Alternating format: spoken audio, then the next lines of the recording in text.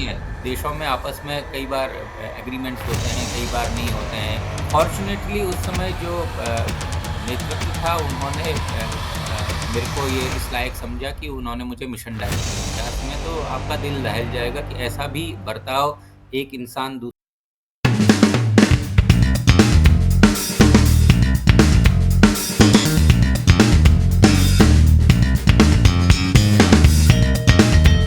तो welcome back to one more official SIN podcast. आज हमारे साथ है मिस्टर युगल जोशी सर।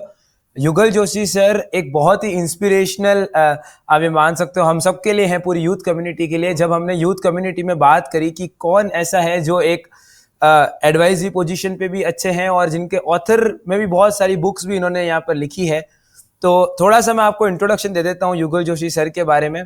सर पहले तो आपका बहुत बहुत धन्यवाद सर, आपने अपना एक कीमती समय निकाला हम सब यूथ के लिए, और ये हम सारे यूथ के लिए बहुत बड़ी बात है कि आप जैसी पर्सनैलिटी हमारे साथ है इस पॉडकास्ट के अंदर। तो थैंक यू वेरी युगल much Harsh, Joshi thank sir you जो मुझे है यहाँ ये बुलाने के लिए। डायरेक्टर रह चुके हैं स्वच्छ भारत मिशन के भी, ये डायरेक्टर रह चुके हैं जल जीवन मिशन जो हुआ था, और अब ये एडवाइजर है नीति आयोग में। तो बहुत बहुत धन्यवाद सर कि आप आए। सबसे पहले तो आपको कैसा लग रहा है sir? Thank you very much Harsh, बहुत आपने आमंत्रित किया, बहुत बहुत धन्यवाद, बहुत शुक्रगुजार हूँ। तो सर जैसे हम शुरुआत करेंगे तो सर पहले थोड़ा आपकी जर्नी के बारे में बताइए सर कि कैसे आप इतने सारे जो बड़े मिशन हम टीवी के अंदर देखते हैं जैसे स्वच्छ भारत मिशन है, जल जीवन मिशन है, इनसे आप कैसे जुड़े सर? आपकी जर्नी कैसे शुरू हुई उसके बारे में थोड़ा बताएंगे सर?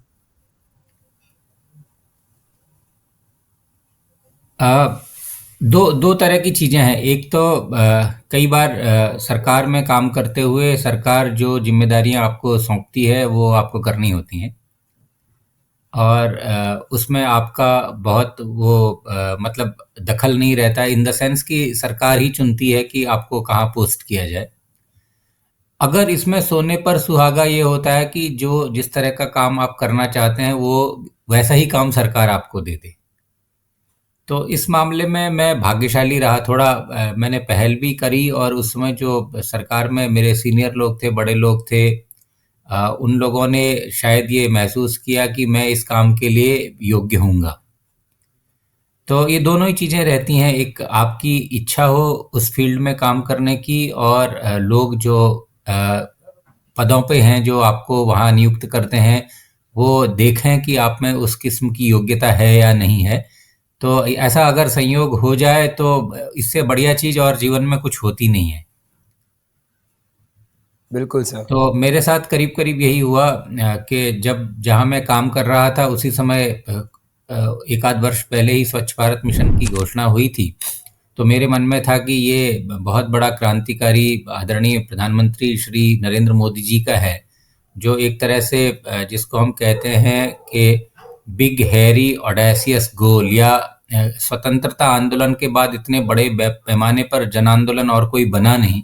तो ये माननीय प्रधानमंत्री जी की बड़ी सोच थी, और मैं बहुत ही सौभाग्यशाली हूँ कि मुझे इससे जुड़ने का मौका मिला स्वच्छ भारत मिशन से।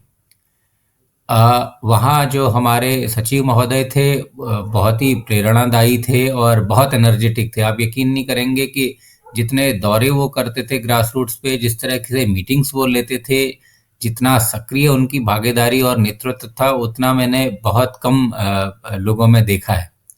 तो एक इतना बेहतरीन टीम वर्क था सभी लोग का मिलजुल करके, ग्रास रूट से, गाँवों से, पंचायत से, ब्लॉक, डिस्ट्रिक्ट, स्टेट होते हुए केंद्र स्तर पर, कि बहुत ही इस पे करने में, बहुत काम करने में आनंद आया, बहुत अधिक आनंद आया। तो ऐसे संयोग मुझे लगता है जीवन में बहुत कम होते हैं। फिर मैं बहुत भाग्यशाली रहा कि जो दूसरा बड़ा मिशन था जो कि था कि हर गांव में, हर घर तक पीने का पानी, स्वच्छ पीने का पानी एक उचित मात्रा में, एक क्वालिटी वाला पानी पहुंचाया जाए। आप लोगों को शायद यकीन नहीं होगा कि आज़ादी के करीब करीब 75 साल बाद भी भारत में करीब सिर्फ 3.25 करोड़ घरों में ही पीने का पानी नल से आता था। तो एक बार फिर से प्रधानमंत्री जी ने ये जोर दिया कि क्यों नहीं ये काम हो सकता है अगले 5 सालों में। तो जैसा जल जीवन मिशन में भी हुआ, स्वच्छ भारत मिशन की तरह, स्वच्छ भारत मिशन में तो 5 साल में करीब करीब 12 करोड़ टॉयलेट बने, और देश ओपन डेफिकेशन फ्री हुआ, जो एक बहुत बड़ा अभिशाप था देश के लिए। उसी तरह से जल जीवन मिशन ने सिर्फ 4 साढ़े 4 सालों में ही करीब करीब 12 करोड़ घरों में पीने का पानी पहुंचा है। तो ये ऐसे मिशन होते हैं जो देश की दशा दिशा बदलते हैं, आम नागरिकों को जीवन को खुशहाल करते हैं। तो ऐसे मिशनों से जुड़कर गौरवान्वित होना स्वाभाविक है, और इसके लिए तो मैं सरकार का और लोगों का बहुत बहुत आभारी हूँ।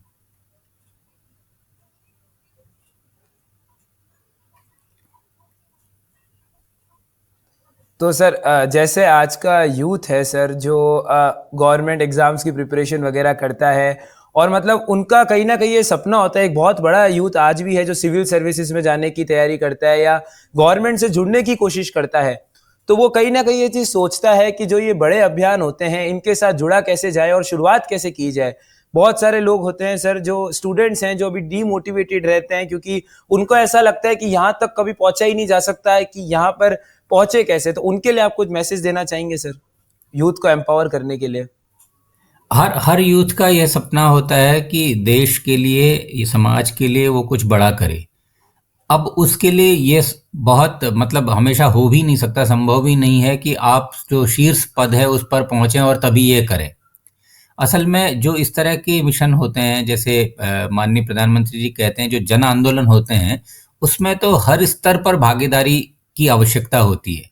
फॉर एग्जाम्पल अगर मैं कहूँ कि हमारे देश में आप जो ये सिविल सर्विसेज छोड़ दीजिए, सिविल सर्विसेज का एक अपना रोल है, लेकिन उसके इतर जैसे बिल्कुल सर। कानून बने थे, पंचायती राज अधिनियम आया, और अब गांवों में बिल्कुल सर। पंचायतों को इतनी अधिक स्वायत्तता है। हाँ, इसी तरह से शहरी जो निकायों के लिए अधिनियम आया।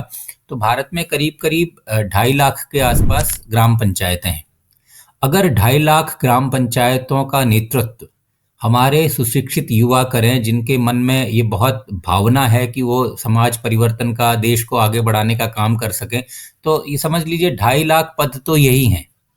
इसी तरह से जो बिल्कुल सर। जिला पंचायत होती हैं और हैं, सामाजिक स्तर पर न सिर्फ पंचायतों या समाज के या लोक प्रतिनिधित्व के पद हैं, सरकारी पद हैं, इसके अलावा अपना एनजीओ लोग खोलते हैं, अपना सिविल सोसाइटी ऑर्गेनाइजेशंस खोलते हैं, वो भी कर लें। ये भी अगर ना कर सकें तो एज ए नागरिक भी हम लोगों का की भूमिका रहती है, बहुत छोटे छोटे रोल भी रहते हैं। अगर मैं नागरिक की तरह भी अपने कर्तव्यों का निर्वहन ठीक ढंग से कर रहा हूं, तो मैं समाज के परिवर्तन में, देश की तरक्की में बहुत बड़ा योगदान कर रहा हूं। तो ऐसा नहीं है कि सिर्फ आप आईएएस अधिकारी बन करके, डिस्ट्रिक्ट कलेक्टर बन करके ही ये काम कर सकते हैं। ये काम तो बिल्कुल सर। विभिन्न तरह के रोलों में, विभिन्न स्तरों पर लोग हर तरीके से कर सकते हैं। जज्बा होना चाहिए काम बिल्कुल करने सर। का, और स्काई इज द लिमिट। हमारे देश में तो अभी हमें तो इतना आगे जाना है कि संभावनाएं संभावनाएं, हम तो अभी अपने जो मुकाम है, जो गोल है, उस तक पहुंचे ही नहीं है। जब तक गोल पर न पहुंचे तब तक तो संभावनाएं असीमित होती हैं।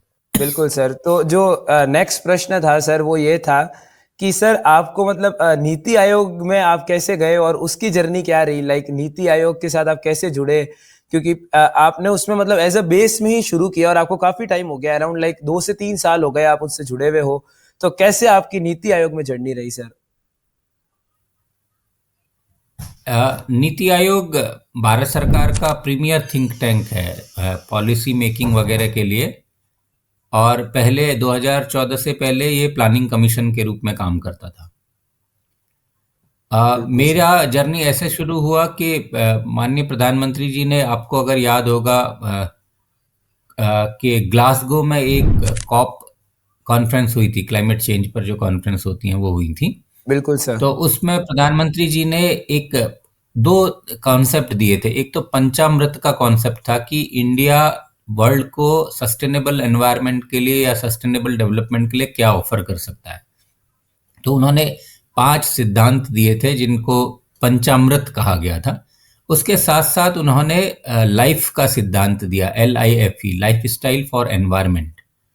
तो लाइफ स्टाइल फॉर एनवायरनमेंट में उनका आग्रह यह था कि हम जो रिसोर्सेस का इस्तेमाल करते हैं, एक तरह की जो भोगवादी संस्कृति है जिसमें आप बिना सोचे समझे रिसोर्सेस का इस्तेमाल करते हैं, उसकी बजाय अगर हम सोच समझकर रिसोर्सेस का इस्तेमाल करें कि ये रिसोर्सेस लिमिटेड हैं और आगे हर समय तक आगे आने वाली पीढ़ियों के लिए भी उपलब्ध होने चाहिए। यह सोचकर प्रधानमंत्री जी की मंशा या उनके पीछे उनका दर्शन यह था कि हर नागरिक अपनी जिम्मेदारी समझे। फॉर एग्जाम्पल छोटे छोटे काम अगर हर नागरिक करने लगे, बिल्कुल सर। जैसे अगर मैं अपने घर में एसी चला रहा हूं तो मैं एसी को बजाय 17 डिग्री करके कंबल ओढ़ के सोने की बजाय मैं उसको 24 डिग्री सेल्सियस पे करूं। अगर मुझे जरूरी नहीं है बिल्कुल कि सर। मुझे कार ही चलानी है तो मैं पब्लिक ट्रांसपोर्ट का इस्तेमाल करूं। अगर मुझे लिफ्ट लेनी जरूरी नहीं है, मैं सीढ़ियां चढ़ सकता हूं तो मैं सीढ़ियां चढ़ना शुरू करूं। तो इस तरह की जो एक्टिविटी हैं, छोटी छोटी एक्टिविटीज, उसमें एक स्टडी आई थी। यूएनडीपी एक प्रोग्राम है, United Nations Development Programme, UNDP organisation है। उनकी ये स्टडी थी कि अगर दुनिया की 1/8, करीब करीब 12% 13% आबादी अगर इस तरह का काम करने लगती है तो वो जो नेट कार्बन एमिशंस हैं उसमें वो 20% तक वो कम हो सकते हैं। तो अब ये बहुत बड़ा है। अगर मैं इतने ओ। छोटे छोटे काम करने के लिए अपने देश के नागरिकों को हम्म। इंस्पायर कर सकूं, तो प्रधानमंत्री जी ने यह सोचा कि भाई हमारी देश की आबादी करीब करीब 1.5 अरब है। अगर उसमें से 1 अरब के आसपास लोग भी इस तरह का काम करना शुरू कर दें तो ये एक जो इसको कहते हैं बॉटम अप अप्रोच होगा कि लोग भी अपनी भागीदारी इस ग्लोब के लिए, पृथ्वी के लिए निभाएंगे। निभा रहे हैं। क्योंकि टॉप डाउन अप्रोच तो होती है देशों में, आपस में कई बार एग्रीमेंट्स होते हैं, कई बार नहीं होते हैं, कई तरह की होती है। लेकिन अगर मैं ये जिम्मेदारी समझूं कि ये जो धरती है मेरे आने वाली पीढ़ी को भी इस्तेमाल करनी है, मेरे पुरखों ने भी इस्तेमाल करी, उन्होंने जैसी स्थिति में यहाँ मुझे दिया, साफ हवा पानी, अगर ऐसी स्थिति कमोबेश बना करके मैं अपनी अगली पीढ़ी को दे सकूं तो इससे बढ़िया और कुछ नहीं हो सकता। तो प्रधानमंत्री जी कुछ की नहीं हो इसी सकता सर। सोच से उपजा हम्म। था mission life, life style for environment. तो जब यह शुरू हुआ तो तब ये कहा गया कि नीति आयोग में इसको इंक्यूबेट किया जाए कि मोटा मोटी ये क्या होगा, कैसे चलाया जाएगा, इसके बारे में कॉन्सेप्ट तैयार किया जाए। तो फॉर्चुनेटली उस समय जो नेतृत्व था उन्होंने मेरे को ये इस लायक समझा कि उन्होंने मुझे मिशन डायरेक्टर बनाया इस लाइफ प्रोग्राम का। ओ, तो तब दैट्स हम रियली लोगों ने इस इंस्पायरिंग पर सर। काम करना शुरू कर दिया कि किस तरह की ऐसी छोटी छोटी एक्टिविटीज, जी, ऐसी छोटी छोटी एक्टिविटीज हो सकती हैं। तो हम लोगों ने करीब 75 के आसपास ऐसी एक्टिविटीज, वो अभी उपलब्ध हैं हर जगह इंटरनेट वगैरह पर। वो 75 छोटे छोटे, ऊर्जा के क्षेत्र में क्या कर सकते हैं, पानी बचाने के क्षेत्र में क्या कर सकते हैं, साफ हवा के लिए क्या कर सकते हैं, प्लास्टिक्स ज़्यादा यूज ना हो या रिसाइकल हो उसके लिए क्या कर सकते हैं, ई वेस्ट के लिए क्या कर सकते हैं, खाने पीने की आदतों में कैसा बदलाव कर सकते हैं। इनको लेके 75 बहुत सामान्य किस्म की ऐसी एक्टिविटीज हम लोगों ने आइडेंटिफाई करी जो अगर लोग करना शुरू करें तो वो बहुत बड़ा योगदान कर सकते हैं। तो इसका एक बहुत बड़ा लॉन्च भी हुआ था केवड़िया में। माननीय प्रधानमंत्री जी थे, यूनाइटेड नेशन के सेक्रेटरी जनरल भी आए हुए थे। तो उसके बाद फिर यह प्रोग्राम अब जो हमारी ministry of environment and climate change है वो इसको चला रही। तो उस समय जब ये नीति आयोग में इंक्यूबेट हुआ था तो तब मुझसे कहा गया कि मैं इस पर काम करूं। तो इसलिए मेरी तब नीति आयोग में मेरी पोस्टिंग हुई। उसके बाद अभी मैं नीति आयोग में कुछ और जो हम लोग के डिविजन्स हैं उनको देख रहा हूँ, जैसे वाटर एंड लैंड रिसोर्सेस है, आईटी एंड टेलीकम्युनिकेशन है, कल्चर एंड टूरिज्म है, ये सारे विभाग में देख रहा हूँ। जैसे सर अभी बीच के अंदर आपने लाइक ना एक प्रॉब्लम आई थी, जैसे बेंगलोर के अंदर पानी के बहुत बड़ा क्राइसिस वगैरह आए थे कि बेंगलोर में जो रिवर्स हैं वो नियरली एक्सटेंट के कगार पे पहुंच गई थी। तो उसके अंदर भी सर इसने बहुत बड़ा रोल निभाया था, जो अपनी गवर्नमेंट है उसने, और उसको वापस रीजनरेट करने में भी बहुत मदद करी थी बेंगलोर में। उसके ऊपर आपका क्या है कि मतलब कैसे अब जैसे आने वाले टाइम में जैसे गंगा है, जैसे भी बहुत अपना महाकुंभ हुआ था वहां पर, तो जैसे अलग अलग जो रिवर्स हैं हमारे इंडिया की, ये हमारी धरोहर है। तो इसके ऊपर आपका कुछ कहना है, उन लोगों को संदेश देना, जैसे अभी कुंभ के अंदर हम जो सिनेरियो पूरा देख रहे थे कि कैसे कुंभ इस बार क्योंकि बहुत अच्छा ऑर्गेनाइज किया और बहुत ही ऑर्गेनाइज्ड वे में किया है, और नेक्स्ट टाइम शायद जो हमारा उज्जैन है वहां पर कुंभ होने वाला है। तो उसके लिए गवर्नमेंट की कुछ ऐसी प्लानिंग्स या कुछ ऐसा आप बता सकते हैं कि कैसे मतलब इसको रिवर्स वगैरह के ऊपर गवर्नमेंट अब काम करेगी उसके ऊपर से? एक तो सबसे जो फंडामेंटल चीज है वो है कि हम लोगों को जिंदा रहने के लिए, जो भी इस धरती पर जीवन है उसके लिए हमको चाहिए ऑक्सीजन, साफ हवा और पानी। बिल्कुल। बिना पानी के तो बिल्कुल हम सर। लोग का अस्तित्व ही संभव नहीं है। नहीं। तो पानी बिल्कुल जो सर। है वो सबसे फंडामेंटल चीज है, ठीक है। हम्म। तो हमारे यहाँ तो नदियों को, छोटे छोटे तालाबों को, पोखरों को, उनमें लोग क्या करते हैं, वहां पर मूर्तियां स्थापित कर देते हैं, उनकी पूजा करते हैं। हाँ, इसी तरह से गंगा जी को भी हम लोग तो माता का दर्जा देते हैं ना, माँ मानते हैं गंगा को, और बिल्कुल नदियों सर। को हम लोग ईश्वर की श्रेणी में मानते हैं। उनको लेकर के बहुत तरह की माइथोलॉजिकल कथाएं हैं कि गंगा तो धरती की नदी है ही नहीं, ये तो पहले आकाश में थी, वहां से उतारी गई। तो जहाँ जिस सभ्यता में नदियों को, पानी को इतना ऊंचा स्थान दिया गया हो, उसमें हम लोगों के चाहे न चाहे, या हम लोग की अपनी एक्टिविटीज से ये नदियां इतनी प्रदूषित हो गई कि इनका पानी इस्तेमाल करने पीने लायक सीधे रहा नहीं। तो बिल्कुल सर। जब 2014 में ये एनडीए की सरकार आई, तो तब पहला मुद्दा यही बना कि हमें इस दिशा में एक चरणबद्ध तरीके से समय सीमा के अंदर काम करना चाहिए। तब जैसे national mission for Namami Gange, national mission for Namami Gange और इन सब को शुरू किया गया, ठीक है। नदियों का, जैसे आपने कहा, और आदमियों का तो बहुत तरह का बहुत ही गहरा नाता है, क्योंकि इसके बिना जीवन है। बिल्कुल सर। लेकिन यह भी सच है कि जैसे जैसे ये हुआ कि लोगों के घरों तक पानी आ रहा है, लोगों को सरकार पानी और इस तरह की सुविधाएं दे रही हैं, तो धीरे धीरे, जैसे पुराने जमाने में लोग होता था, तो लोग अपने तालाबों की, पोखरों की खुद से अ, रक्षा करते थे, सुरक्षा करते थे, ध्यान बिल्कुल रखते थे सर। कि इसका पानी गंदा ना ध्यान हो। रखते थे। जानवरों के लिए अलग होता था, पीने का पानी के लिए अलग होता था, लोग अपना ध्यान रखते थे। लेकिन दो बिल्कुल तीन सर। कारणों से, एक तो लोगों का ध्यान इससे हट गया, दूसरा जो अर्बनाइजेशन हुआ, लोग शहरों में ज्यादा आने लगे, पानी की डिमांड बढ़ने लगी, आबादी इतनी ज्यादा बढ़ गई, माइग्रेशन होने लगा, और अब क्लाइमेट चेंज भी हो रहा है। तो इन सब के बिल्कुल चलते सर। जो पानी और सरोवरों का इशू था वो बहुत बदल गया। फॉर एग्जाम्पल, पुराने जमाने में लोग बताते हैं कि दिल्ली में जितने पॉन्ड्स थे, तालाब थे, उसके मुकाबले अब बहुत सारे पॉन्ड खत्म हो गए। यही हाल बंगलौर का भी हुआ, ठीक है। तो अर्बनाइजेशन के चलते क्या हुआ, जगह के लिए बहुत कंपटीशन हो गया, लोगों को बिल्डिंगें चाहिए, ऑफिसेज के लिए जगह चाहिए। बिल्कुल तो सर। इस सब का जो बुरा प्रभाव पड़ा था वो सरोवरों पर, तालाबों पर, पौंडों पर, वाटर बॉडीज पर ही पड़ा। तो फिर से ये बात आई कि क्यों नहीं हम जल को उसका उचित स्थान दें, क्यों नहीं हम वाटर बॉडीज को रिजुवनेट करें।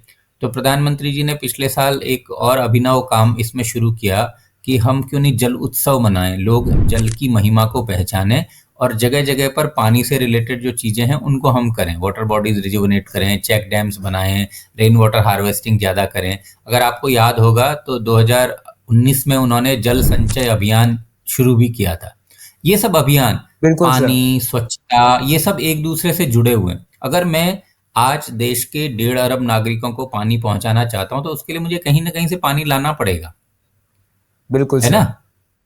हाँ और वो सर। पानी बिल्कुल अगर सर। मैं कहीं से लाऊंगा, वो पानी कहीं इस्तेमाल हो रहा है, तो उसके बाद अगर उस पानी को मैं बेकार जाने दूंगा, तो मैं इतना लगातार पानी आएगा कहाँ से। पानी तो लिमिटेड बिल्कुल है ना सही इस बात है सर। संसार में। जैसे हमारे बिल्कुल पास सर। दुनिया भर का जो फ्रेश वाटर का है, करीब 4% है, ये लिमिटेड है। तो हम्म। मुझे ये भी देखना पड़ेगा कि मेरे स्रोत ठीक ठाक रहें। न सिर्फ स्रोत ठीक ठाक रहें, बल्कि जब मैं इसका इस्तेमाल कर लूँ पानी का, तो जो इस्तेमाल किया हुआ पानी है उसको मैं दोबारा इस्तेमाल करने लायक बनाऊं, जिसको रीयूज ऑफ वाटर कहते हैं हम। मैं उसको ट्रीटमेंट करूं, वो करूं। अनफॉर्चुनेटली हमारे यहाँ इस तरह का अभी बहुत सोच विकसित नहीं हुआ है। दुनिया में तो कई देश ऐसे हैं जहाँ जो भी पानी इस्तेमाल किया है, चाहे वो बाथरूम का हो, किचन का हो, टॉयलेट का हो, उसे दोबारा से ट्रीट करके इस्तेमाल योग्य बनाते हैं। हमारे यहाँ अब बिल्कुल धीरे सर। धीरे ये काम शुरू हो रहा है। तो इसी तरह से अपनी वाटर बॉडीज की देखभाल का भी है। जैसे जब आदमियों को पता चलता है कि क्लाइमेट चेंज के साथ तो अब स्थिति इतनी चेंज हो गई है कि आप प्रेडिक्ट ही नहीं कर सकते कहाँ पर कितनी ज्यादा बारिश हो जाए, कहाँ पर बिल्कुल सर। सूखा पड़े। तो हमें और सतर्क होने की जरूरत है। तो इसके लिए जैसे नीति आयोग ने भी काम शुरू किया है विभिन्न मंत्रालयों के साथ, कि हम देश भर की जितनी ब्लॉक्स हैं, डिस्ट्रिक्ट्स हैं, उनमें हम वाटर बॉडीज बनाएं। अगर पहले से ही वाटर बॉडीज हैं, जलाशय हैं, तो उनका ठीक से देखभाल करें। आपको अगर याद होगा तो प्रधानमंत्री जी ने एक अमृत सरोवर करके, आजादी का अमृत महोत्सव, जब हम 75वीं बिल्कुल वर्षगांठ मना सर। रहे थे बिल्कुल। आजादी की, बिल्कुल सर। तब ये शुरू किया था कि क्यों हम नहीं, हम हर डिस्ट्रिक्ट में 75, मतलब 75 वाटर बॉडीज को रिजुवनेट करें, उनको अमृत सरोवर का नाम दें। तो आइडिया ये था कि देश भर में करीब करीब 700 जिले हैं, तो 700 जिलों को आप 75 से गुणा कर दीजिए, इतनी हम वाटर बॉडीज बनाएं। लेकिन आपको अच्छा लगेगा जान करके कि इससे भी ज्यादा बनी, 65-70,000 के आसपास वाटर बॉडीज उसमें बनी। तो अब होना ये चाहिए कि हर पंचायत में, हर गांव में लोग वाटर बॉडीज बनाए। करना क्या है आपको, अगर पुरानी वाटर बॉडीज हैं तो उनकी सिल्ट निकाल दीजिए, उनके चारों ओर एम्बैंकमेंट कर दीजिए, बरसात का पानी आ जाए उसमें भर जाए। बेसिकली तो बहुत सामान्य सी चीजें हैं। इसको अगर आम बिल्कुल जनता सर। समझे, पंचायतें समझें, गांव के लोग समझें और ये करना शुरू करें, तो भारत में जो वाटर सिक्योरिटी है वो हमेशा के लिए बनी रहेगी।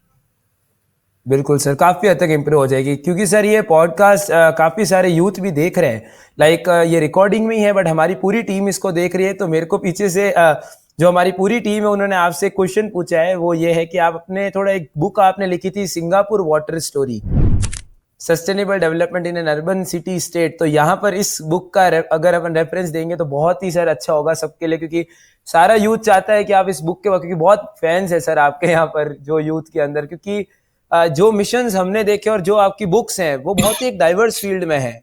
मतलब हर एक अलग नेतृत्व, अलग सोच को बताता है कि कैसे आपको आगे लाइफ में जीना है। अगर पानी की बात हो, चाहे वॉरियर्स की बात हो। तो पहले सर आप थोड़ा सा सिंगापुर वाटर स्टोरी के बारे में बताइए सर, क्या आपको इंस्पिरेशन थी इस बुक के लिए, और कैसे आपकी इस बुक के साथ जर्नी रही, इसमें क्या चीज़ है सर, थोड़ा सा आप हमारे यूथ को बताइए सर। नहीं, सिंगापुर अगर सभी लोग जानते ही हैं, सिंगापुर एक बहुत छोटा सा देश है। देश मतलब वो लोग अपने को कहते हैं सिटी स्टेट है, एक शहर है बिल्कुल सर। बेसिकली जो देश है। और उसका जो एरिया है वो करीब करीब 700 750 स्क्वायर किलोमीटर है, मतलब दिल्ली के बराबर आप पकड़ लीजिए। और आबादी भी उसकी ज़्यादा नहीं है, करीब आजकल 55 लाख के आसपास की आबादी है।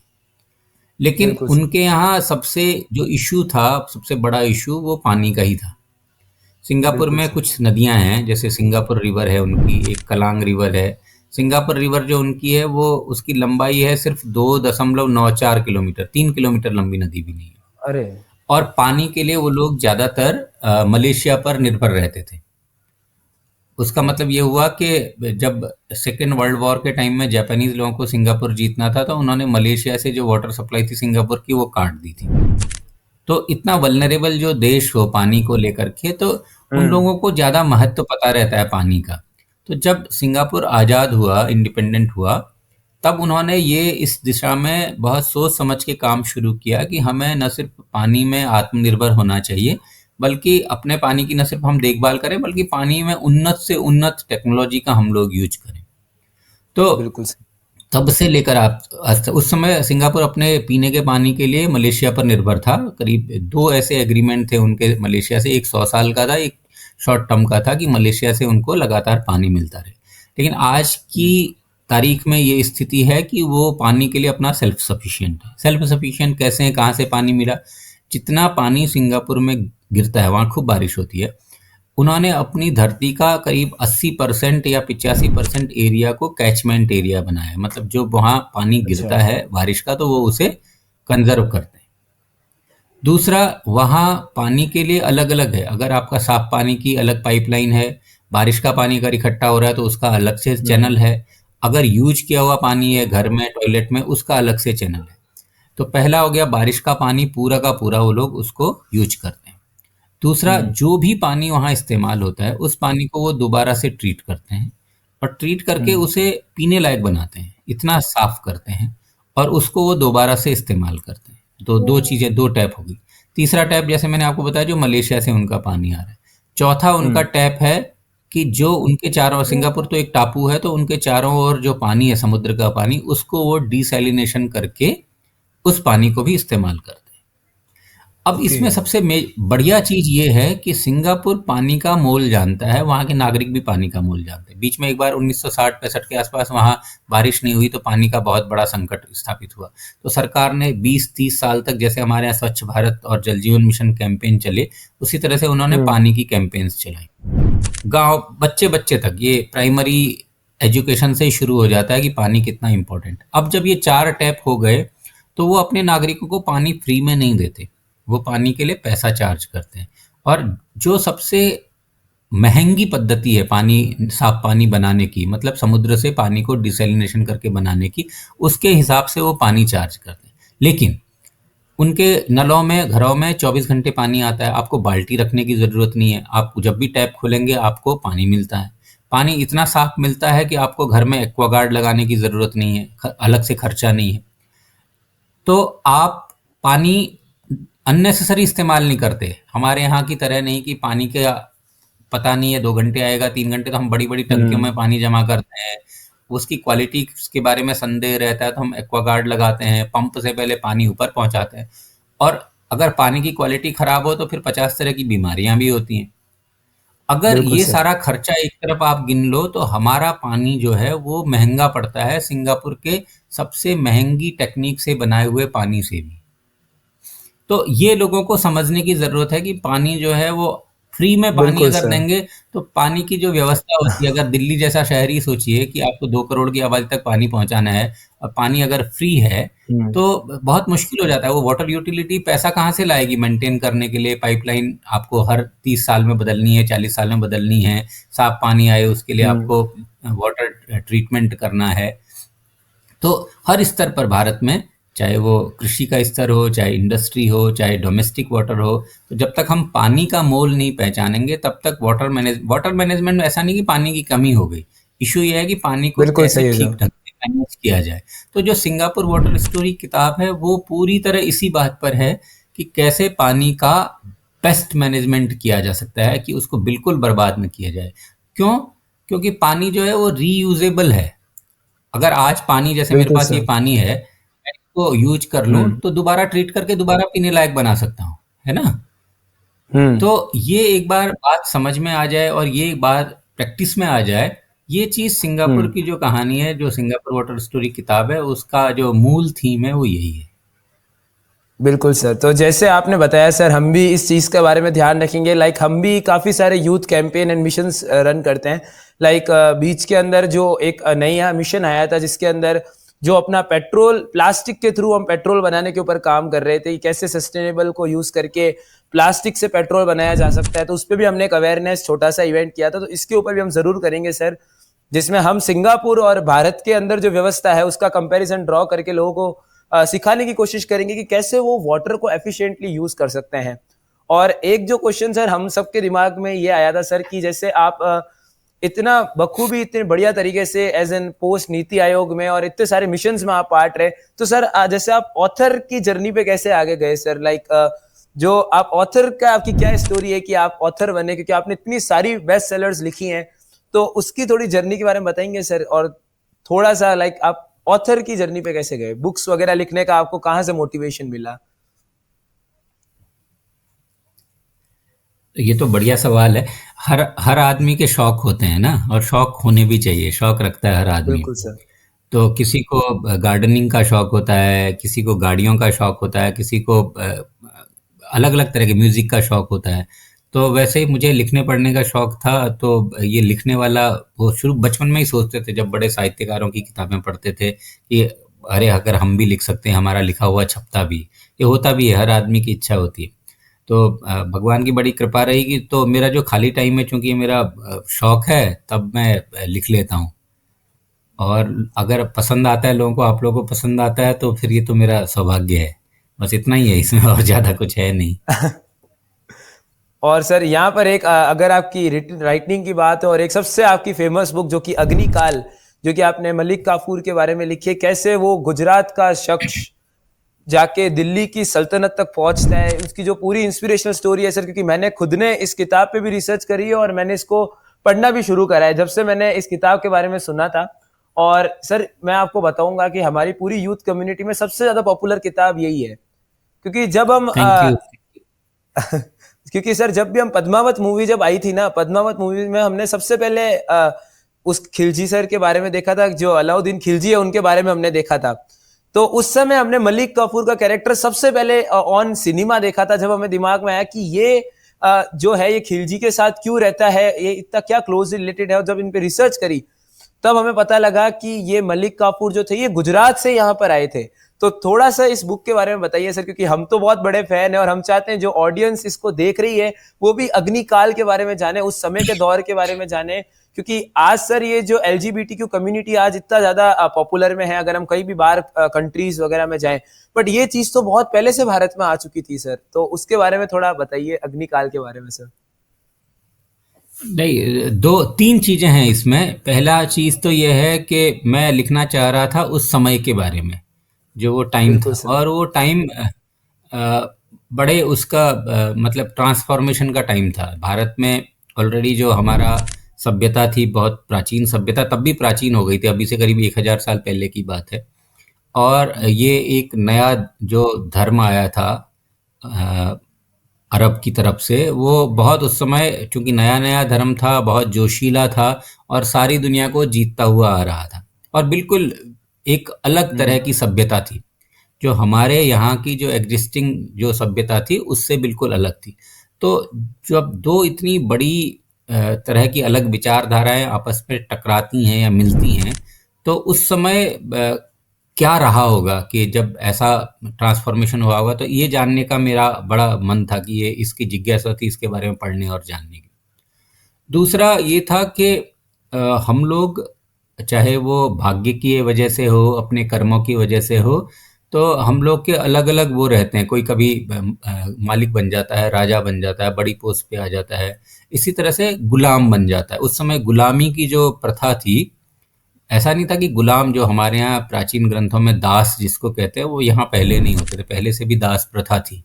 जैसे वो आपने हरिश्चंद्र, राजा हरिश्चंद्र की कहानी पढ़ी होगी। दास बिल्कुल हमारे सर। यहाँ पहले भी थे। दासों के बारे में हमारे यहाँ पहले भी धर्म ग्रंथों में बहुत तरह की चीजें लिखी गई। चाणक्य ने अपनी अर्थशास्त्र में भी चीज लिखी कि कैसे बिल्कुल दास सर। की इज्जत होनी चाहिए, दास को प्रॉपर्टी में जगह मिलनी चाहिए। दासों का जो चीन में या जो इधर वेस्ट एशिया की कंट्रीज थी, वहां भी दासों के बारे में बहुत तरह के मतलब वो थे, स्थापित नियम थे कि दासों को बहुत सम्मान देना चाहिए, वो काम में आते हैं आपके। तो ये एक वर्ग हो गया। तीसरा ये था जो आपने इसकी बात करी, जो युनख की या हिजड़ों वाले संप्रदाय की। तो ये भी ऐसा नहीं था कि बिल्कुल नए नए थे, ये पहले से होते आ रहे हैं, लेकिन हर समाज में इनको देखने का, इनसे डील करने का तरीका अलग अलग होता है। बिल्कुल सर। जैसा उस समय का मुस्लिम सल्तनत समाज था, उसमें हरम होते थे, रानियां होती थी हरमों में। तो राजाओं को, जो सुल्तान थे, उनको लगता था कि ये लोग बहुत विश्वास पात्र होते हैं और हरम की सुरक्षा की जिम्मेदारी इनको देना वो बेहतर सुरक्षित तरीका मानते थे। तो ये जो कैरेक्टर मुझे मिला मलिक काफूर का, इसके बारे में इतिहास में पहला जो वाक्य आता है वो एक, उस समय जियाउद्दीन बर्नी करके एक साहित्यकार हुए हैं, उनका ये था कि जब ये पहली बार अलाउद्दीन खिलजी से मिला, तो Alauddin Khilji was captivated by his beauty. वो उसके हरम में काम करने के लिए उसने रखा, हिजड़ा था और गुलाम भी था। लेकिन बिल्कुल सर। अंततः अलाउद्दीन खिलजी का जो शासनकाल रहा है वो बहुत छोटा, करीब 20 साल का शासनकाल रहा है। लेकिन उस 20 साल में ही यह जो गुलाम है, जो सामाजिक रूप से बहुत ही अपतित हो गया है, ये उसका सबसे बड़ा सिपह सालार बनता है, सबसे बड़ा एडवाइजर बनता है, सबसे बड़ा कमांडर बनता है और उसके लिए पूरा दक्षिण भारत, मदुरई तक जीत लेता है। तो मुझे ये लगा कि इसमें कुछ दम होना चाहिए इस कैरेक्टर में, जिसने इतनी विषमताएं झेली हैं, जो इस हद तक जिसके साथ अत्याचार हुए हैं, कि वो आदमी इतने बड़े पद तक पहुंच जाए, इतना बड़ा बने। तो इस आदमी जैसा कैरेक्टर ही, या उसके माध्यम से ही उस समय की कहानी पूरी की पूरी कही जा सकती है कि वो समय कैसा रहा होगा। बिल्कुल सर। बिल्कुल तो सर। कल मुझे एक साहित्यकार मिले थे, कल एक ये अमर उजाला का शब्द सम्मान समारोह था, जिसमें इस कृति को पुरस्कृत किया उन लोगों ने कि ये साल 2024 की सबसे बेहतरीन कृति है। तो उस समय एक मुझे बहुत वरिष्ठ साहित्यकार मिले, तो उन्होंने बोला कि ये तो आपने परकाया प्रवेश किया, मतलब आप उसकी शरीर में घुस के आपने ये कहानी लिखी है। तो किसी भी लेखक के लिए सबसे बड़ा तो प्रशंसा की बात यही होती है। उस समय को अगर आप इसके नज़रिए से देखें, अपने आप को खुद मलिक या माणिक या मलिक काफूर बनाएं, तब आप देख सकते हैं कि उस समय क्या क्या चीज़ें हो रही थी। तो फिर मैंने इस बिल्कुल सर। चरित्र के साथ एक और अच्छी चीज़ ये थी कि इसका जो हिस्टोरिकल फैक्ट्स है वो हमें तब से पता है जब ये अलाउद्दीन के पास गया, तो पहले का जो है बहुत लोगों को ज्ञात नहीं है। बिल्कुल सर। तो अब तब मैंने ये सोचा कि हाँ, जो हिस्सा ज्ञात नहीं है उसमें अगर कल्पनाओं और तथ्यों का सहारा लिया जाए तो उस समय की पूरी कहानी कही जा सकती है कि वो समय कैसा रहा होगा। तो ये प्रयास इसमें मैंने किया, और मतलब मैं तो बहुत खुश हूँ कि लोगों को ये पसंद आ रहा है। काफी लोगों ने इसको पढ़ा है, तो मतलब मेरे लिए इससे और खुशी की बात क्या हो सकती है कि मेरा पहला हिंदी का सर पहला नॉवल है बहुत बिल्कुल और सर, लोगों को पसंद आया। बहुत सारे फैंस हैं सर, लाइक जोधपुर के अंदर, क्योंकि हमारी कम्युनिटी जोधपुर में भी ऑपरेट होती है और हम बेंगलोर में भी अब काम शुरू करें, तो वहाँ पर भी काफ़ी जगहों पे हमने सुना है अग्निकाल किताब के बारे में। और जब मैंने पहली बार सुना तो मैंने उसको पढ़ा भी और मेरे को काफ़ी अच्छी लगी। कैसे मतलब आपने एक ऐसे वॉरियर को सेलेक्ट किया जो मतलब हमारी हिस्ट्री की किताबों में कहीं छुपा सा है और हमें पता नहीं है कि वो किस लिगेसी को फॉलो करता है। बिकॉज ऐसी जगह से गुजरात टू दिल्ली के सल्तनत तक जाना एक बहुत ही इंस्पिरेशनल जर्नी है। काफी लोगों को चीजें बहुत पहले से ही मिल जाती है, बट उसने वो चीजें अचीव करी और विश्वास पात्र बना वहां तक। तो ये बहुत ही इंस्पिरेशनल सर बुक थी आपकी। नहीं, इसमें सबसे बड़ी चीज वही है कि उस आदमी में संघर्ष करने का, जिंदा रहने हम्म। का और कुछ अचीव करने का इतना बड़ा उसके अंदर जुनून था कि कैसी भी परिस्थिति हो वो लड़ता है, अपने से भी लड़ता है, वो समाज से भी लड़ रहा है, परिस्थितियों से भी लड़ रहा है, लेकिन अंततः वो कोशिश करता है। हाँ, ये जरूर है कि वो जैसे हमारे पास रहता है कि भाई हम एक एथिकल, एक मोरल तरीके से सही सही रास्ता चुने, सही रास्ते पर चलें, हम्म। ये वो नहीं कर पाता। हम्म। लेकिन है इसमें पूरी कहानी में संघर्ष है कि उस समय वो समय ही ऐसा था, इसीलिए किताब का नाम भी अग्निकाल है, कि आदमी कितना बिल्कुल ही सर। इंसान बने रहने की, अच्छे काम करने की कोशिश करे, लेकिन उस समय जो वो दो महान सभ्यताओं के टकराव का समय था, जब आदमी को, अगर आप उस समय की घटनाएं पढ़ेंगे इतिहास में तो आपका दिल दहल जाएगा कि ऐसा भी बर्ताव एक इंसान दूसरे इंसान के साथ कर सकता है। तो उस समय ये बिल्कुल बहुत सर। मुश्किल था आदमी का आदमी बने रहना। तो बेसिकली ये इसी चीज की कहानी है कि इस सब के बावजूद, मतलब अच्छा होने के बावजूद वो क्यों अच्छा काम नहीं कर सका। और ठीक है, उसने बहुत बड़े उसके अचीवमेंट्स हैं, लेकिन मेरे को लगता है अगर वो किसी अच्छे समय में हो सकता है तो वो हो सकता है बहुत बहुत अच्छे काम भी करता। बिल्कुल सर, बिल्कुल। और ये काफ़ी इंस्पिरेशन। और सर मैं भी मेरे पूरे यूथ कम्युनिटी को ये रिक्वेस्ट ज़रूर करूँगा कि एक बार अग्निकाल जाके ज़रूर पढ़ें और इस जर्नी को शेयर करें सर, क्योंकि काफ़ी ज़्यादा इंस्पिरेशनल जर्नी है ये। और अब हम थोड़ा टाइम में और अगर पीछे चले, आपने एक और बुक लिखी है जिसका नाम है Ram the soul of time. क्योंकि मैंने आपका ऑलरेडी इंटरव्यूज भी देखे हैं जहाँ पर आपने भगवान राम और कृष्ण के बारे में काफ़ी चीजें बताई है, उनके जो कैरेक्टरिस्टिक्स है उनके बारे में बताइए। थोड़ा सर भगवान राम के बारे में बताएंगे सर, इस किताब के बारे में थोड़ा सा हमारी ऑडियंस को। जो Ram the soul of time है वो बेसिकली कई कई तरह से, राम की कथा तो हजारों साल से लोगों ने लिखी है। असल में इतने अधिक बिल्कुल लोगों ने सर। लिखी है कि उनके भी वॉल्यूम बने हैं कि कितने लोगों ने लिखी है, और हर आदमी ने जिस हिसाब से उसको समझा है उसी हिसाब से लिखी है। बिल्कुल सर। और हमारे जो देश की तो राम आत्मा है, तो हर आदमी का बिल्कुल रहता है सर। कि ऐसा कोई है ही नहीं जिसको राम के बारे में पता नहीं है। तो नई चीज किताब में क्या लाई जा सकती है, बहुत मुश्किल है, लेकिन चूंकि हम लोग के वो इतने बड़े श्रद्धा के पात्र हैं कि हर आदमी का मन करता है कि उन पर लिखा जाए। बिल्कुल तो सर। मैंने जब ये लिखना शुरू किया तो मैंने ये सोच के लिखना शुरू किया कि अगर वो एक आम इंसान होते तो उन्होंने कैसे बिहेव किया होता। और वो बहुत चारित्रिक गुणों के, वीरता के, हर किस्म में इतने प्रतिभाशाली रहे होंगे कि बचपन में ही जब वो चाहे राजमहल में पढ़ रहे हों, गुरु वशिष्ठ के पास पढ़ रहे हों, विश्वामित्र जैसे एक बड़े ब्रह्मर्षि ने यह देखा कि इस बालक में कितनी अपार संभावनाएं हैं। इसीलिए वो राजा दशरथ के पास उनको मांगने के लिए जाते हैं कि मुझे बस सिर्फ राम दीजिए, जो राक्षस लोग मुझे परेशान कर रहे हैं उनको मारने के लिए। तो आप ये सोचिए कि उस समय अगर राम किशोर भी रहे होंगे तो कितनी बड़ी उनकी उसी वक्त ख्याति होगी कि वो कितने बड़े मर्यादा पुरुषोत्तम हैं, वीर हैं, कि एक विश्वामित्र जैसा ताकतवर ब्रह्मर्षि भी उनको अपने काम के लिए मांगने के लिए आया है। और फिर उन्हें वो ऐसे रिफॉर्म करता है कि वो ताउम्र उस मर्यादा के बंधन से बंधे रहते हैं, उन्हें राजपद का लोभ नहीं है, पिता की आज्ञा के लिए वो वन चले जाते हैं। और सबसे बड़ी बात क्या है कि वन में यह सब झेलते हुए भी दो अलग अलग संस्कृतियां हैं। इनफैक्ट जब राम की कथा में तो तीन संस्कृतियां हैं। एक अयोध्या, मिथिला, यहाँ की जो नागरीय संस्कृति है वो है। दूसरी लंका की जो बिल्कुल शहरी संस्कृति है, चाहे उसे रक्ष्य संस्कृति कहें, वो है।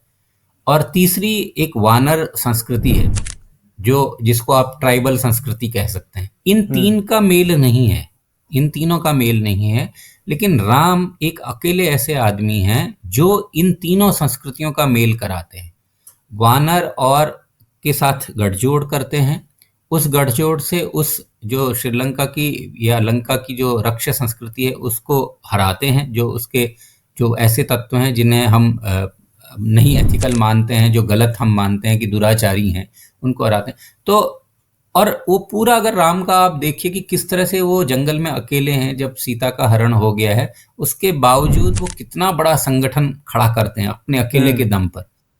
तो किसी दूसरी संस्कृति को अपने साथ जोड़ना, ऐसा चीज मुझे नहीं लगता कि पूरी मानव सभ्यता में जितना बड़ा काम राम ने किया है वो किसी ने नहीं किया है।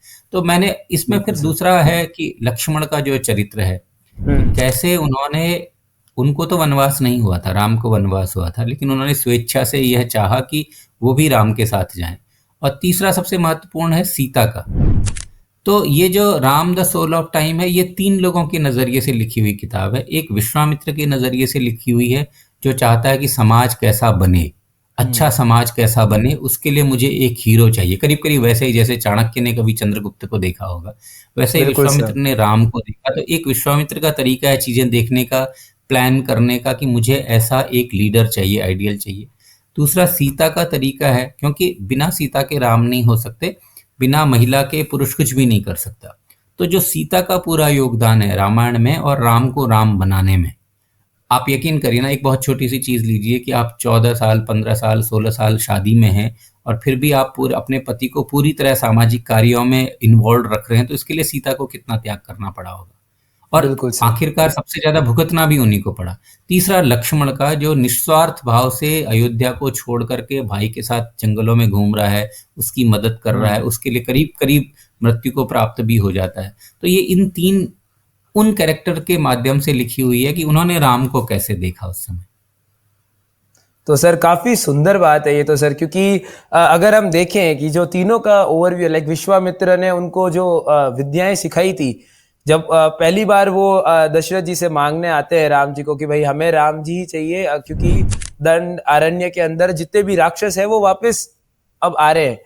तो ये भी एक बहुत अच्छी बात है कि उनका जो आइडेंटिफिकेशन था पुराने टाइम में हमारे जो ऋषि मुनियों का, वो किस लेवल पे होगा कि उन्होंने एक राजा को, जो एक प्रिंस थे, राम क्योंकि पहले एक प्रिंस थे, उनको मर्यादा पुरुषोत्तम श्री राम तक बनाया, राजा राम तक पहुंचाया। सिर्फ राम को श्री राम तक बनाने का भी एक श्री लगा आगे, ये भी बहुत बड़ी बात है। ये गुरु के बिना होना असंभव है। और जैसा आपने बताया कि जैसे वुमेन जो है, वुमेन का हमारे हिस्ट्री में कितना बड़ा रोल रहा है। लाइक सीता माता, जो जिसने एक अमरीश त्रिपाठी जी थे सर, उन्होंने भी एक बुक लिखी थी which is Sita the warrior of Mithila.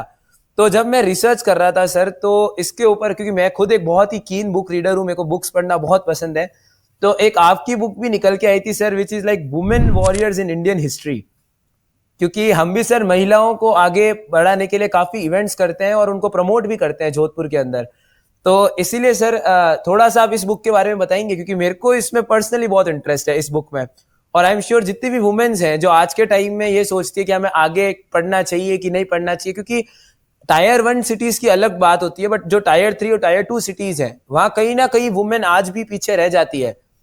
तो उसके ऊपर सर आप बताएंगे कैसे एक वुमेन वॉरियर बन सकती है इस बुक को रेफरेंस के थ्रू। सर थोड़ा सा आप इस पे लाइट डालेंगे तो बहुत बढ़िया होगा सर।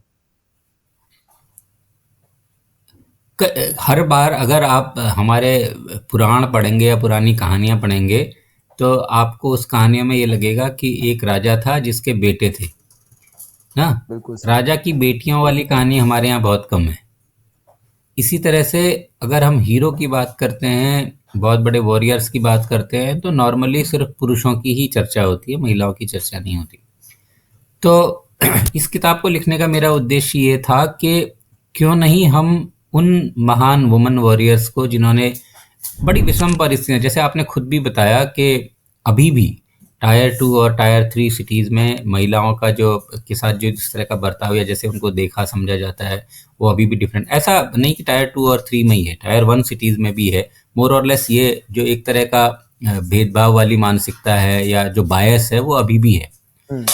और ये मध्यकाल में तो बहुत ही अधिक रहा होगा, क्योंकि ऑल सेड एंड डन हमारे यहाँ हिस्टोरिकली स्ट्रॉन्ग वुमन कैरेक्टर तो वेदों से ही मिलने शुरू हो जाते हैं। वेदों में बहुत महिलाओं का जिक्र है। महाभारत में कुंती जैसी स्ट्रॉन्ग वुमन है, द्रौपदी बहुत स्ट्रॉन्ग वुमन है, यशोदा बहुत स्ट्रॉन्ग हैं। तो बहुत सारे स्ट्रॉन्ग वुमन कैरेक्टर हमारे यहाँ माइथोलॉजी में भी मिलते हैं। लेकिन यहाँ पर हमें जो इस किताब में मुझे जो लिखना था, और मेरे को जो प्रकाशक ने कहा था कि मैं 10 ऐसी वुमन वॉरियर्स आइडेंटिफाई करूं जिन पर लिखा जाए, तो तब मेरे को ज़्यादातर ऐसी वुमेन को ही चुनना पड़ा जिनके हिस्टोरिकल एविडेंसेस थे और इतिहास में जिनके बारे में जानकारी थी। तो तब ये उन 10 की कहानियां हैं जो रजिया सुल्तान से शुरू होती है। रजिया, आप यकीन करिए, उस दौर में जो अग्निकाल वाला ही दौर था, उस दौर में बिल्कुल उस सर। तरह की कट्टरपंथी कंजर्वेटिव मुस्लिम सल्तनत में वो क्वीन बन करके राज करती है और बिल्कुल मर्दों की तरह राज करती है। कितना डिफरेंट उसके लिए रहा होगा। बिल्कुल तो सर। और फिर उसके बाद दुर्गावती की कहानी है, चांद बीबी है। एक बहुत कम नॉर्थ इंडिया में हम लोग का, एक साउथ के बारे में हम लोगों की जानकारी थोड़ी कम रहती है, तो दक्षिण भारत में उसमें रुद्रम्मा करके एक बहुत महान वो थी, रानी थी। और इनफैक्ट जो वारंगल काकतीय को जितना स्ट्रांग उन्होंने बनाया, उसमें मार्को पोलो ने भी उनके बारे में लिखा है। तो इस तरह ओके। के कैरेक्टर बहुत थे। चेन्नम्मा थी दक्षिण में। इसी तरह से गोवा में अब्बक्का करके एक रानी होती थी, कि वो क्या था कि महिला आधारित समाज था। अब्बक्का, बाद में उनकी पुत्री, वो भी अब्बक्का 2 या इस तरह से नाम से, ये सब बहुत महान महिलाएं काम करती थी। तो मेरा इस किताब में उद्देश्य ये था कि इनको कैसे दिखाया जाए, इनके संघर्ष को कैसे रहा जाए। तो मेरे दिमाग में एक बात ये आई कि जैसे दुर्गावती थी, दुर्गावती को कहा जाता है कि वो इतनी अच्छी निशानेबाज थी कि वो खुद से शेरों का शिकार करती थी और एक तीर से एक शेर मार देती थी। तो तब मुझे लगा कि उस समय इस घटना का बताने के लिए बढ़िया कैरेक्टर उसी समय का कोई आदमी होना चाहिए। तो मैंने सोचा कि नूरजहां और जहांगीर का, क्योंकि नूरजहां भी बहुत अच्छी शिकारी थी, जहांगीर भी अच्छे थे, तो इनके वार्तालाप से ही दुर्गावती की कहानी निकल करके आए। या रुद्रम्बा की कहानी अगर मार्को पोलो ही सुनाए कि वो कितनी महान रानी थी, या रजिया सुल्तान की कहानी उससे 20-30 साल बाद अगर मलिक काफूर किसी को सुना रहा है, तो इस तरह से इतिहास के ही पात्रों बिल्कुल सर। की सुनाई हुई कहानियां हैं वो इन वुमन वॉरियर के बारे में। तो मुझे लगा ये थोड़ा डिफरेंट होगा, थोड़ा नया होगा, पाठकों को अच्छा लगेगा। बहुत मोटी किताब भी नहीं है, पतली किताब है, लेकिन अच्छी सुंदर किताब मुझे लगी। पता नहीं पाठकों को कैसी लगे। क्योंकि सर अब मार्च है और 8 मार्च को वुमेन्स डे है, तो जी। सर उस दिन भी जैसे हम सोच रहे हैं कि इवेंट और एक्टिविटी में सर, तो हम कंफर्म सर इस बुक को भी आगे ले जाएंगे, क्योंकि हमारे आपने जैसे नाम लिए सर, काफी को तो मैं भी नहीं जानता हूँ। मतलब इतनी सारी ऐसी वुमेन्स हैं जिनको हम नहीं जानते, जिन्होंने ऐसे बड़े काम किए हैं। हम जैसे सीता माता को जानते हैं, हम यशोदा जी को जानते हैं, क्योंकि इनके बारे में हम आमतौर पे पढ़ते रहते हैं जब स्टोरीज भी आती है टीवी पे। बट ये जो आपने नाम लिए सर, जो 10 लोगों, 10 वुमेन्स के, ये हम लोग नहीं जानते। जैसे जो मूवी आई थी बीच में अभी, लक्ष्मीबाई पे, रानी लक्ष्मीबाई पे, कंगना राणावत जी ने उसमें रोल प्ले किया था। तो उसके अंदर लास्ट में जो जर्नल होता है, वो ये बोल के जाता है कि भाई ऑल दो कि हमने जीत पाली भारत पे, लेकिन हम कभी उस रानी पे जीत नहीं पा पाए। तो ये जो चीजें हैं, जो आपने एक नई अप्रोच भी बताई सर, कंजर्वेशन वाली अप्रोच, इसमें कॉन्वर्सेशन करके किसी की स्टोरी बताते हैं, ये बहुत ही डिफरेंट अप्रोच है और काफी अच्छी है। ये हम नॉर्मली मूवीज में देखते थे, एक सिनेमैटिक एक्सपीरियंस हमें इस बुक में देखने को मिल रहा है कि कैसे मतलब एक हिस्टोरिकल आदमी वो स्टोरी बता रहा है जिसने वो विटनेस किया है उनको। तो काफी अच्छा लगा सर ये तो वुमेन वाला जो आपने बताया। और यहाँ पर ही आपकी एक और बुक आती है सर, जिसके बारे में हम लोग बहुत एक्साइटेड है जानने के लिए, क्योंकि इस बुक के बारे में हमने बहुत कम सुना, बट जिनसे सुना वो बहुत ही शानदार सुना। और यहाँ पर भी सर ये है कि ये जो बुक है, क्योंकि आपकी जो बुक्स है सर, वो काफी सिनेमैटिक एक्सपीरियंस देती है, जैसे अग्निकाल हो गया, और जो अभी हमने वुमेन वॉरियर्स इन हिस्ट्री देखी। तो इसमें सर आपने एक और बुक लिखी है which is Boons and curses, the legends of the mythological mother. इसके बारे में आप थोड़ा बताएंगे सर कि इस बुक का क्या सिग्निफिकेंस रोल है सर? थैंक यू हर्ष। ये बून्स एंड कर्सेस जो है बेसिकली, मैं ये लिखना चाह रहा था कि जो माइथोलॉजी में वुमन है, हमारे यहाँ माइथोलॉजी में वुमन मदर, बेसिकली मदर का क्या रोल रहा।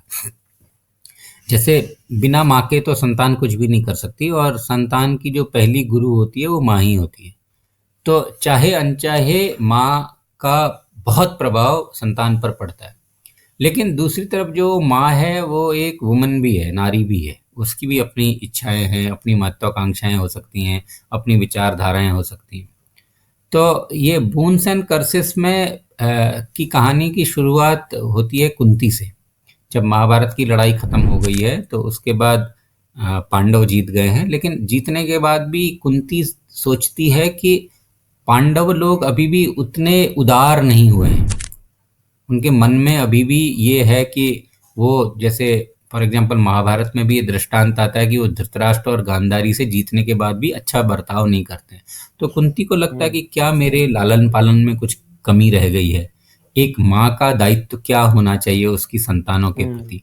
तो ये इस बात से वो बहुत दुखी हो जाती है कि क्या मेरे लालन पालन में कुछ गलती हो गई क्या। तब कृष्ण उसको आकर के समझाते हैं कि नहीं, माँ का जो रोल है वो क्या है और आपने कैसे उसको निभाया है। तब वो उन्हें, चूंकि कृष्ण तो ईश्वर हैं, वो भूतकाल भी जानते हैं, वर्तमान भी जानते हैं, तो वो उन्हें शुरू से महिला माँ की कहानियां बताते हैं। और ये इस किताब की खूबी ये है कि इसमें बहुत शुरू से कहानियां, जैसे इसकी पहली ही कहानी डेथ की कहानी है, मृत्यु की, कि मृत्यु का जन्म कैसे हुआ और मृत्यु क्यों है वहाँ, और मृत्यु से डर करके ब्रह्मा ने क्या किया और मृत्यु से जीतने के क्या उपाय हैं। तो पहली जो सबसे बड़ी माँ है वो मृत्यु से ही शुरू होती है।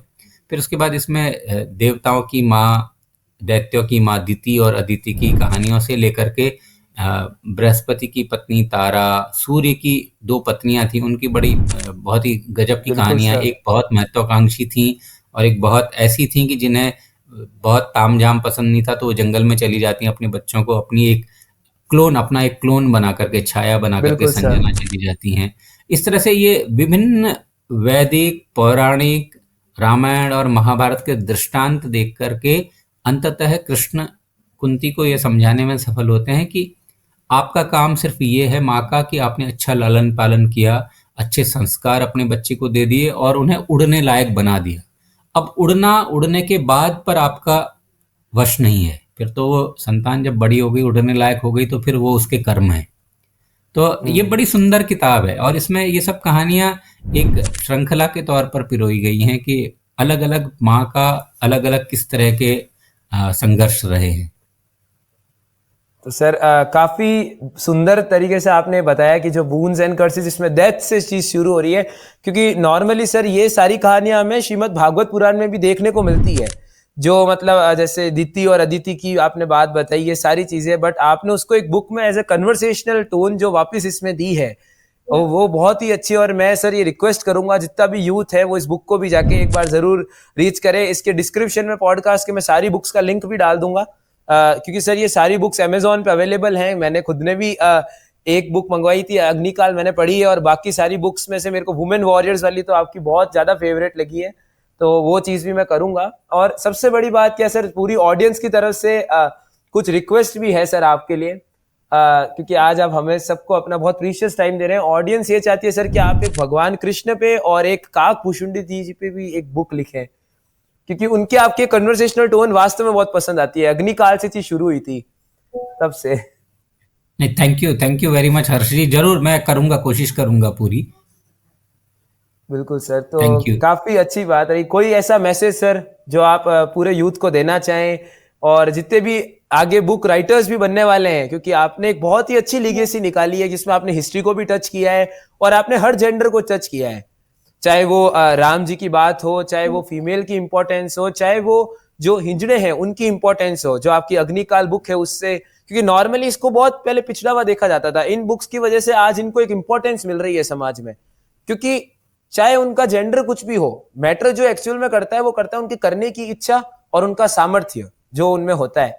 तो आप अपना अंतिम संदेश सबको क्या देना चाहेंगे सर? नहीं, वो तो आपने कह ही दिया कि करने की इच्छा और सामर्थ्य होना चाहिए। तो सबसे पहले आप सपने देखिए, फिर उसके बाद करने की इच्छा होगी और सामर्थ्य बढ़ाइए ताकि आप अपने उन सपनों को पूरा कर सकें, और सपने बड़े देखने चाहिए। बिल्कुल सर। तो एक सर और आपसे रिक्वेस्ट थी कि सर नेक्स्ट एक और आपके साथ पॉडकास्ट हम करना चाहेंगे, जिसमें हम ये जो आपकी बुक है Ram the soul of time, और जो भगवान श्री कृष्ण है उसके ऊपर पूरी बात करेंगे, क्योंकि आपकी वो भी कॉन्वर्सेशन मेरे को बहुत पसंद आई थी जो न्यूज के अंदर आई थी। तो उसके ऊपर भी बात करेंगे और पूरी ऑडियंस इसको जानना चाहेगी। आज का पूरा पॉडकास्ट जो था ये यूथ एम्पावरमेंट के ऊपर था, और नेक्स्ट जो पूरा पॉडकास्ट होगा उसमें हम माइथोलॉजिकल कैरेक्टर्स को टच करेंगे बाय यूजिंग योर बुक्स, जो आपने इतनी सारी बुक्स अच्छी लिखी है। तो thank you so much sir कि थैंक यू आपने वेरी अपना मच हर्ष, प्रीशियस टाइम दिया। थैंक यू वेरी मच मुझे यहाँ बुलाने के लिए। Thank you so much. Thank you so much sir. Thank you. ऐसे ही एक स्पेशल पॉडकास्ट से मिलेंगे, और जिन लोग इस पॉडकास्ट को देख रहे हैं इसको जरूर शेयर करना, अपनी यूथ कम्युनिटी के अंदर फैलाना, और जितने भी लाइब्रेरी ओनर्स हैं उन तक भी ये बात पहुंचनी चाहिए, क्योंकि ऐसी बुक्स हमारे एजुकेशनल इंस्टीट्यूट्स में पढ़ाना बहुत ज़्यादा ज़रूरी है। आज का जो हमारे समय है ये ऐसा समय है, हमें हर काल से सीखना पड़ेगा कि उस काल में क्या पोजीशन होती थी, और आज हमें आज का जो समय है ये उस हिसाब से उस ट्यून करना पड़ेगा, और बिना एजुकेशन और बिना सीखने के वो हो नहीं सकता। तो सारे लाइब्रेरियंस की रिक्वेस्ट है, और जितने भी एजुकेशन इंस्टीट्यूट हैं उन सबको मेरी रिक्वेस्ट है कि इन बुक्स को आप जरूर मंगवाएं, और पूरी यूथ कम्युनिटी से रिक्वेस्ट है कि आप इस बुक्स को जरूर पढ़ें। Thank you so much guys, और मैं मिलूंगा ऐसे ही अगले पॉडकास्ट में युगल सर के साथ वापस। Thank you.